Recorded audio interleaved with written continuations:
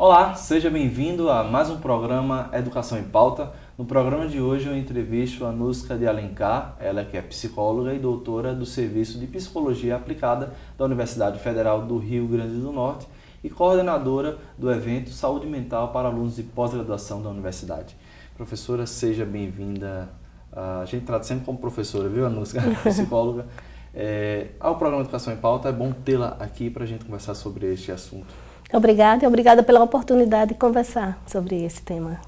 De onde surgiu essa ideia, né? Eu confesso que apenas como leitor da sociedade, digamos assim, a gente observa que em muitas instâncias a gente tem uma sociedade bem doente, né? Eu não sou psicólogo, mas a gente vê que tem pelo menos muitos problemas.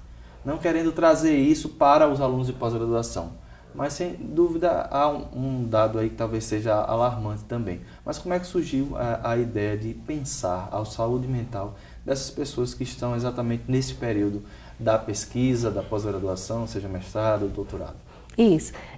Um dos programas de pós-graduação da universidade, o programa de pós-graduação em psicobiologia, alguns professores perceberam que havia uma necessidade de conversar um pouco mais sobre esse tema com alguns alunos específicos, uns mais, outros menos, né? E eles me convidaram para fazer uma atividade, eu propus uma roda de conversa, nós fizemos 2 rodas de conversa nessa pós-graduação e eles abriram para outros pós-graduandos. E a gente viu, né, nessas rodas de conversa que de fato existe uma necessidade de uma intervenção nesse público, né? E aí esse público tem algumas diferenças em relação aos alunos da graduação, né? Porque na ocasião até os alunos que essa pós-graduação no CB perguntaram por que só os alunos de pós-graduação, né? Não, de pós-graduação. E na verdade a universidade tem programas para os alunos de graduação, né? Então a gente resolveu trabalhar um pouco... E até a partir da ciência estudantil também, né? Para um público muito específico, né? Da graduação. Mas a idade é outra, né? Não sei se você concorda comigo, a idade é outra, o momento é outro. O processo de vida é outro, né? Porque a gente está falando pós-graduação, mas de uma forma geral, mas é só para mestrandos e doutorandos, né? Então, ou seja, a lato sensu, que é a especialização, não se inclui não, aí, né? Neste momento não, porque aí o trabalho do mestrando e doutorando é um pouco diferente da especialização, né? Primeiro que o aluno de mestrado e doutorado, eles passam muito tempo, né, na universidade, e eles também trabalham na universidade. Embora o nome seja estudante, mas a atividade que eles realizam é de um profissional, né? Ou seja, é aquele famoso que a gente chega em casa e diz estudante profissional. Aí o pai diz, que história é essa? Você está estudando. Mas é um conceito que eu acho que a gente precisa até fazer com que o telespectador possa perpetuar essa ideia, né? De que realmente existe estudante profissional. Não só o que tem bolsa, mas o que às vezes também não tem bolsa, né? Isso, alguns não têm, né? E atualmente, nesse processo que a gente está vivendo no Brasil, a tendência é inclusive diminuir o número de bolsas e aumentar o número de problemas. Mas a gente tem que fazer esse alerta também para quem está em casa, né? Isso. Os pais, os Isso, amigos. Porque às vezes a pessoa chega em casa, você só estuda, né? E na verdade é um estudo muito...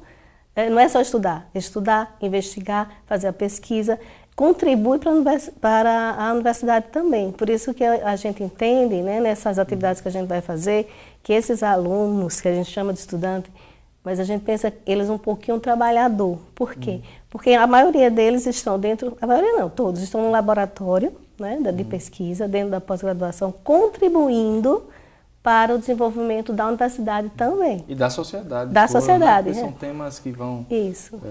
Surgiu com psicobiologia, não é? Isso. Mas a ideia é de que os outros alunos dos outros cursos também possam participar, não é? Isso. Inclusive, é aberto, a gente inclusive incluiu 5 vagas para estudantes de outras universidades.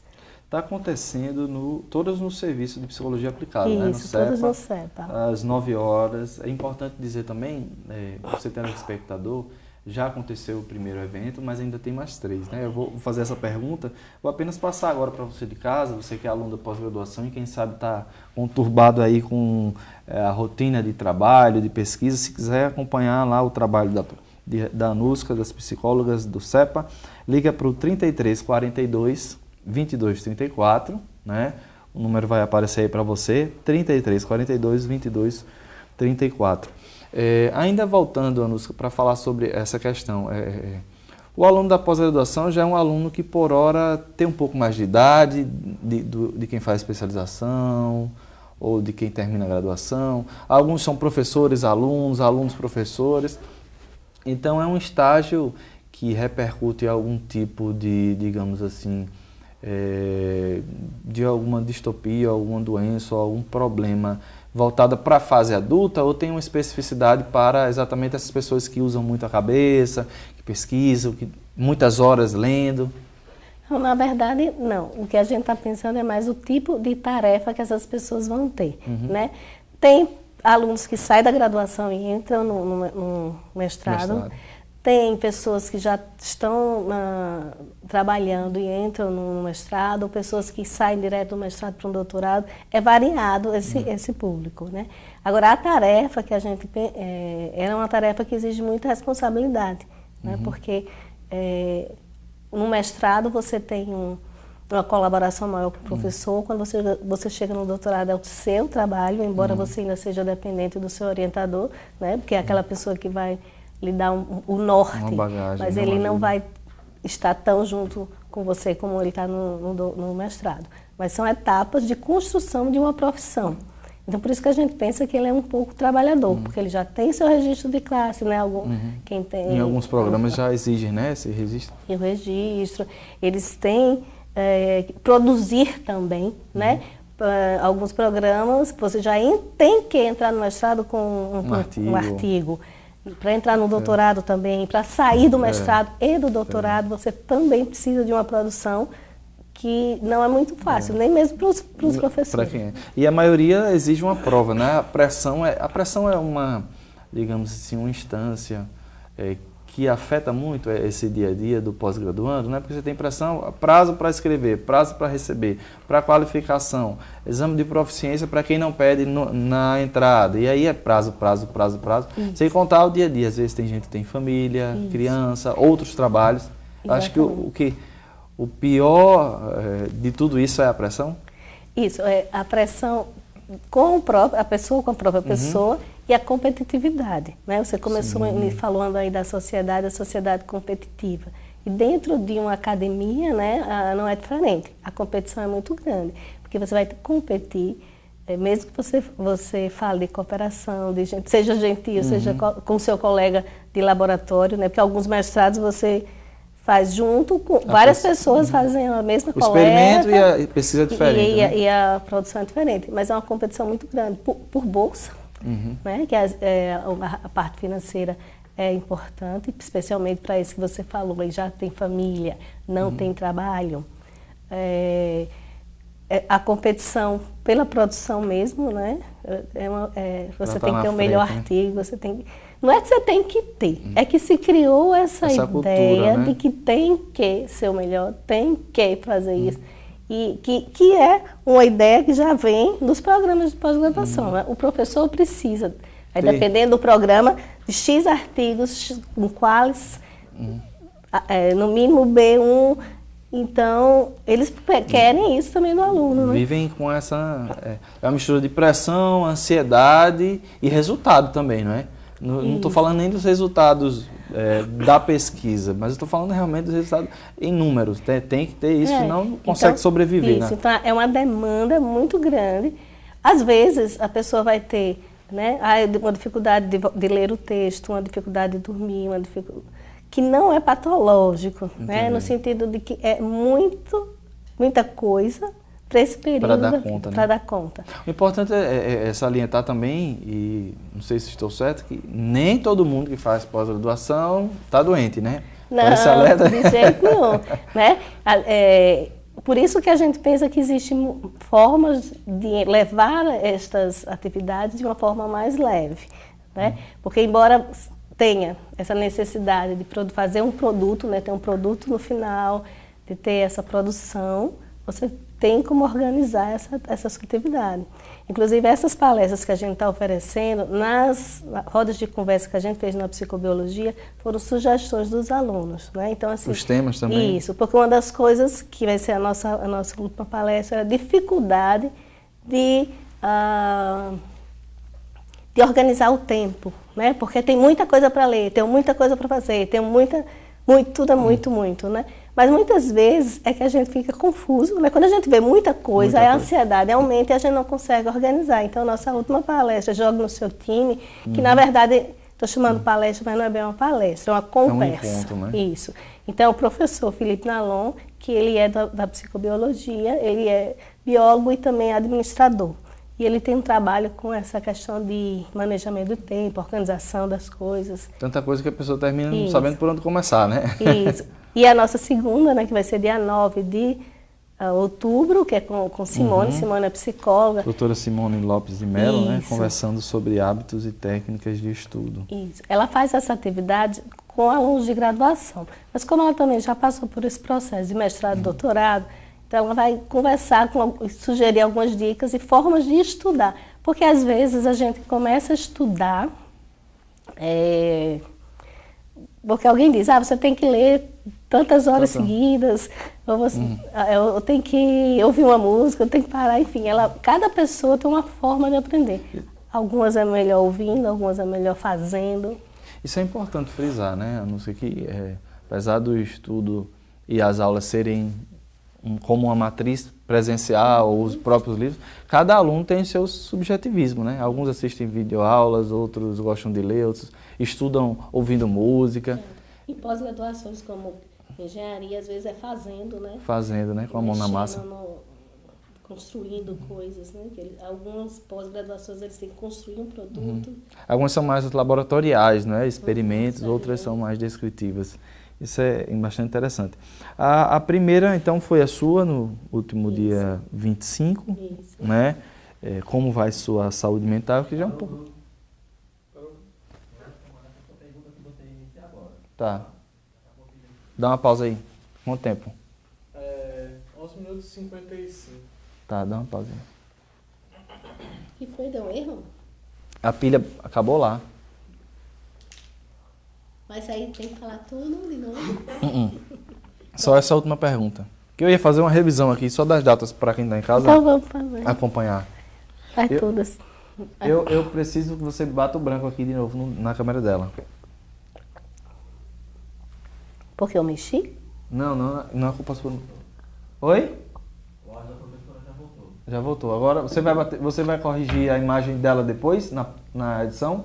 Porque ela tinha acabado, ela terminou de responder, aí você fez o seu comentário, aí ela voltou para ela. Aí nessa hora já acabou. Aí no seu comentário quando ela terminar de responder, já volta para a próxima pergunta. Sim, entendi. Eu não, mas... A gente edita já eu fazendo essa intervenção agora, né? Pronto. Desculpa. Lembro, ela estava falando exatamente dessa questão das datas. Vixe, agora eu não lembro qual é o comentário. O comentário era voltando para a pergunta. A gente vê. Você começa a imagem em mim ou não? Tá.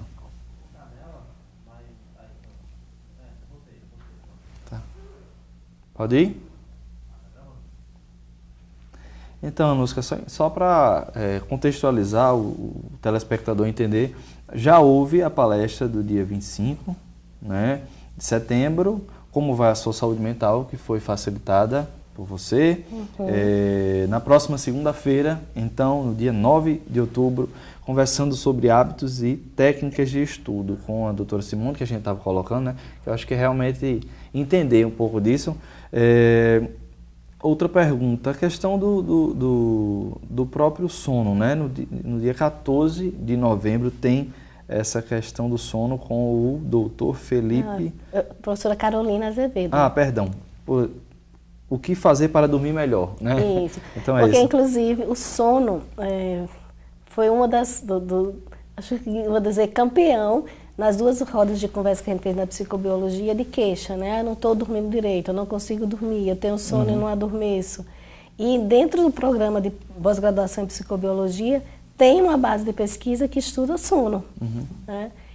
Muita gente, às vezes, quando estuda, dependendo do caso, as pessoas não querem participar porque acham que já sabe, porque teoricamente sabe, né? Mas, ou lê sobre alguma coisa, né? Lê e acha que já tem como organizar.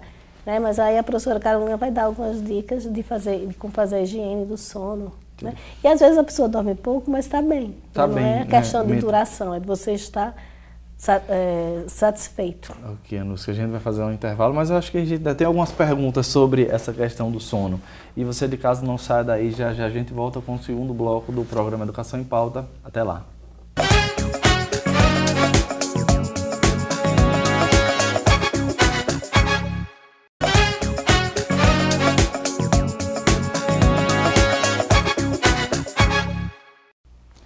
Voltamos a conversar no segundo bloco do programa Educação em Pauta com a Anuska de Alencar, psicóloga e doutora da Universidade Federal do Rio Grande do Norte e coordenadora de um evento de extensão sobre a saúde mental dos alunos de pós-graduação. Anuska, ainda por curiosidade, digamos assim, né? A gente estava falando sobre essa questão da subjetividade, da personalidade, digamos assim, dos alunos. Alguns dormem mais, outros dormem menos. Isso afeta o estudo ou é bem mais aberto, pensando a partir da perspectiva de cada indivíduo? Digamos assim, alguns têm mais sono, outros têm menos. Mas até que ponto esse maior ou menor sono também pode se configurar como uma alteração na saúde mental, digamos assim? Certo. Então, na conversa com a professora Carolina, provavelmente ela vai falar que existem os grandes dormidores, os pequenos dormidores. Então, o que é interessante é você pensar como você era antes, como você era depois. Sim. Ou tipo, pense você no fim de semana, sem ter o que fazer. Que horas você costuma acordar, que horas você costuma adormecer. Né? Porque aí se você tem um parâmetro, quando você está... essa referência, né? Porque se você no final de semana dorme muito, então quer dizer que na semana, se você dorme muito, não está... se você não está conseguindo dormir, né? Você pode estar com algum problema. Ou você pode não estar dando conta dessas atividades todas. Por isso que é interessante essas duas outras, uma que vai ter antes, né, que é com Simone e com Nalon.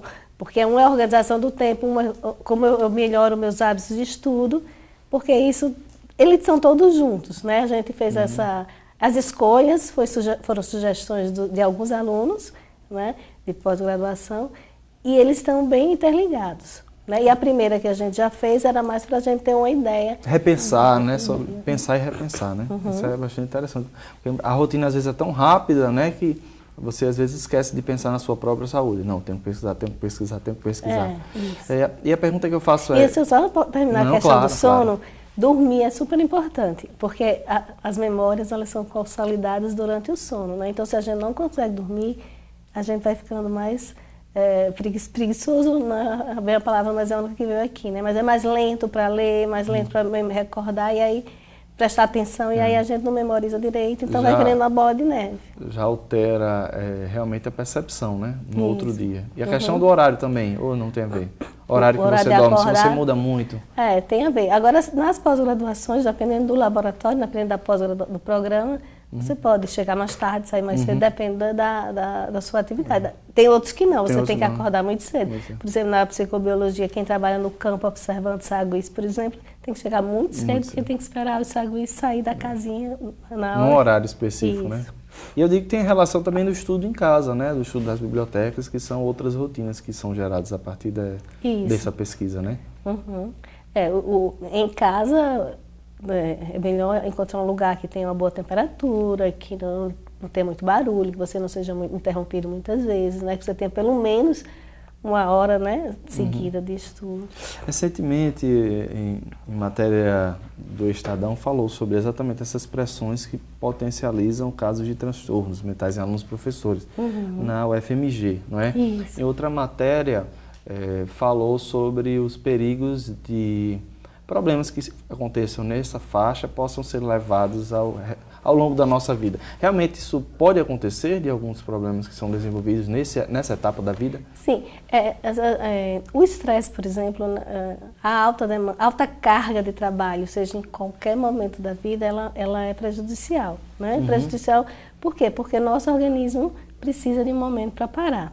Não é só parar naquele momento de dormir, né? Tem que parar antes, então, inclusive, você nem dorme se você está muito agitado, né? Então, em qualquer área, o estresse ele é um fator que pode potencializar ou desencadear o seu gatilho para o desenvolvimento de algum transtorno, né? Agora, o estresse, falando, é aquele além do que eu posso normal, suportar, né? Porque é natural e é necessário a gente ter esse nível de estresse para a gente conseguir. Estresse, ansiedade, tristeza, raiva, isso a gente pode ter todo o tempo sem ser um transtorno São mental, combustíveis, né? Até porque tem alunos que só funcionam sob pressão, outros que quando você bota pressão ele dá uma pane, né? Isso. Cada um tem seu... Cada um tem a sua forma. E a ideia dessas atividades é que a gente faça promoção à saúde, que cada um encontre a forma de conseguir desenvolver melhor o seu trabalho sem esse adoecimento, né? Sem que a pós-graduação seja um motivo uma de pergunta... patologizar. Né? Entendi. É importante isso, né? Porque cada um tem o seu mundo, digamos assim. Uma pergunta interessante, mas do ponto de vista, talvez, da personalidade das pessoas. E aí talvez a gente esteja entrando em um caráter teórico ou matriz de pensamento da própria psicologia. A senhora pode até nos dizer se pensar dessa forma é correto ou não. Existe algum tipo de personalidade que seja, talvez, essa rotina laboratorial de estudo seja mais negativo para a própria pessoa, digamos assim, você talvez pudesse estar aproveitando sua vida ou buscando outra profissão, porque realmente a sua personalidade tem outra característica que não da ciência. Já chegou a ter algum caso com essa natureza, alguma coisa desse tipo? Sim, eu não diria a personalidade, né? Eu diria... Porque a personalidade na própria psicologia é um pouco complicado, né? Dentro dos transtornos de personalidade, né, que estão no DSM, na CID-10, não também. Mas a forma da pessoa, né, encarar a vida, de ver a vida, interfere. Nem todo mundo... Nasceu para fazer uma determinada atividade. Nem todo mundo precisa ir para a academia e ser professor, né? E ser professor pesquisador. Que as pós-graduações é para isso, né? Eu me preparo, me profissionalizo para eu ser professor, pesquisador. Exatamente. Né? Então, nem todo mundo tem o perfil de pesquisador. Então, algumas pessoas gostam mais de fazer isso e outras menos, né? Isso. Então, não é porque também a gente está numa fase, você falou também no início, todo mundo muito confuso, mas todo mundo quer tudo, né? Todo mundo quer fazer logo um mestrado, fazer logo um doutorado. Atingir estabilidade, ter o seu carro, a sua casa. Então, essa geração é uma geração que é muito cobrada também, não é isso? Está politizada, participar da discussão social. E nem todo mundo precisa estar ali naquele lugar de um doutor, né? De fazer uma pós-graduação. Nem todo mundo precisaria. Né? Tem gente que se satisfaz com qualquer outra atividade, não é? Cada um tem sua. Eu acho que uma pergunta interessante, que eu acho que a gente poderia fazer esse diálogo, qual a diferença, então, do apenas você achar que está cansado? Porque às vezes você achar, eu estou esgotado, não consigo mais ler um livro, ou então não estou conseguindo realmente trazer algo positivo para a minha pesquisa, digamos assim, porque eu estou tão cansado, fazer algo útil, e quando isso não é mais apenas um cansaço e passa a ser um esgotamento mental. Qual é essa diferença básica? Uma das coisas que a gente tem que pensar é quanto tempo você está neste cansaço. Né? Sim, você está cansado assim, há mais de 3 semanas. Dentro dessas 3 semanas, você dormiu, quanto tempo você dormiu. Então, avaliar você antes e depois. Agora, sempre eu falo isso antes e depois, não é antes, assim, não sei quantos anos atrás, não. Tem que ser pelo menos na sua idade, na sua função profissional, né? E avaliar o quanto está impedindo que você realize a sua atividade. Né? Porque aí, se não está conseguindo realizar a atividade... Tem algum problema, né? É isso. Aí a gente pode dizer que pode precisar de uma ajuda maior. Entendi. Né? Por isso que eu achei bastante interessante, Anuska, aqui, saindo um pouco das perguntas, mas apenas como uma contribuição, porque a educação, sem dúvida, não está apenas na discussão política ou teórica, está no dia a dia de quem está estudando, né? E esse evento, esse programa é muito interessante com essa perspectiva. Obviamente que tem esse recorte para a UFRN, mas quem sabe as outras instituições possam pensar isso, né? Isso. Ou até as próprias escolas de ensino médio, né, possam ter esse acompanhamento. Isso, porque a ideia que a gente tem é que essas pessoas prestem atenção, né, na sua qualidade de vida enquanto mestrando ou doutorando, antes de adoecer. Provavelmente algumas pessoas, né, ouvindo a divulgação, vão chegar lá já adoecidos. Né? Mas aí Entendi. nessas rodas de conversa, que a gente já fez uma e pretende fazer mais o ano que vem, aí a gente vai identificando aquelas pessoas que precisa de um apoio maior. Em vez de eu fazer uma entrevista com cada um, Entendi. a gente faz essas rodas de conversa e a gente já identifica, como se a gente tivesse... É uma avaliação e a gente vê aquelas pessoas que precisam de um cuidado maior, de uma escuta individualizada, talvez, ou de um grupo terapêutico, ou de De um participar outro mais acompanhamento, né? ainda de rodas. Né? Tem algum...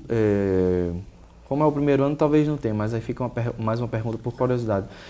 Aí vocês se identificaram, e também não vão para a parte da ética, que eu não vou pedir para citar casos, mas eu digo, de maneira geral, tem alguma ideia que passou pela mente até das psicólogas ou dos professores que participaram, de se existe algum vínculo com alunos, por exemplo, com altas habilidades, ou alunos altas habilidades superdotados ou não, com esse tipo de inquietação, digamos assim, ou não? Não tem nada a ver. A gente não fez nenhum estudo para falar dessa questão de altas habilidades, mas o que a gente sabe, né, e tem nos programas, que é uma das preocupações, pessoas que você percebe que tem alta habilidade, que tem um perfil de pesquisador, né, que é aquela pessoa que busca, que faz conclusões, né, baseadas nesses dados que está coletando e que desistem chega próximo à conclusão do mestrado ou do doutorado e desiste. Né? Sem a gente ter observado nenhuma patologia, digamos assim, né? Então, às vezes até a própria falta de motivação, nem se... A falta de motivação pode se configurar como uma patologia? Pode, não. Inclusive nessas rodas que a gente já fez, várias pessoas disseram a seguinte frase: eu estou fazendo isso para quê? São 6 anos para quê? Né? Porque assim, é um investimento de 6 anos, né? Principalmente quem só teve o mestrado e o doutorado como... experiência, né? Sem ter um emprego ainda, pergunta, para que eu estou fazendo isso? Porque, assim, a ideia é você se tornar professor de uma universidade pesquisador, né? Se a certeza às vezes também não é, né? Sobretudo nessa instabilidade política, será que realmente todos os que vão serem pós-graduados vão ter o seu emprego, né? Essa é uma pergunta talvez... chave aí nessa... Isso. Outra coisa que aconteceu muito nessas rodas é a questão da competição, né? Porque é um espaço competitivo, né? Ou seja, a vaga que vai ter de professor, ou seja, a vaga no grupo de pesquisa, né? A escala, a hierarquia no grupo de pesquisa. Se vai ser orientado ou não pelo aquele professor. Isso. Ou às vezes até o próprio convívio, né? Eu acho que a gente pensa sempre que é só a pesquisa individual que vai dar problema. Mas às vezes o próprio convívio com o orientador dá também, não é isso? Foi uma das coisas que surgiu também, dificuldade com o orientador, com os colegas, né? Exatamente essa questão de competição. Inclusive tem alguns que dizem assim, mas eu não sou competitivo, só que eu termino tendo que ser... Se transformando para sobreviver, né? Isso. Ok, Anúsca, infelizmente o nosso tempo acabou, mas eu acho que deixamos o recado, né? Sobretudo para esse tipo de público. Muito obrigado pela entrevista de hoje. Muito obrigada. E você de casa, muito obrigado pela sua audiência. A gente termina aqui mais um programa Educação em Pauta, fazendo o convite para na próxima semana você sintonizar aqui no mesmo canal, às 10 horas da manhã, tanto no sábado quanto nas representações do nosso programa, aos domingos às 10 horas da manhã. A gente se vê na próxima semana. Até lá.